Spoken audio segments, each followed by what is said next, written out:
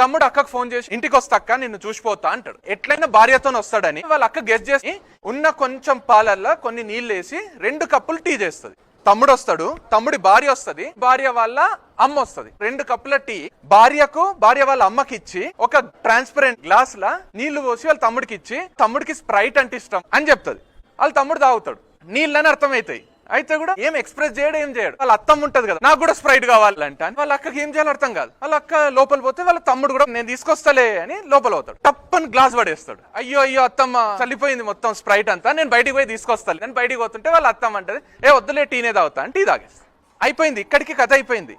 But ఎంత beautiful concept ఉందంటే ఈ కథలో, అక్క తమ్ముడు ఇద్దరు కూడా ఒకరికొకరు ఎంత సపోర్ట్ చేసుకున్నారంటే అక్కడ ఆ బాండ్ ఉండేది ఓన్లీ సిబ్లింగ్స్ కు ఉంటది. బయటికి మీతో కొట్లాడినట్టు నటిస్తారేమో, మీరంటే కేర్ లేనట్టు మిమ్మల్ని గ్రాంటెడ్ తీసుకున్నట్టు బిహేవ్ చేస్తారేమో, కానీ మీ పేరెంట్స్ కి ఈక్వల్ గా అల్టిమేట్ లవ్ సిబ్లింగ్స్ కు ఉంటది.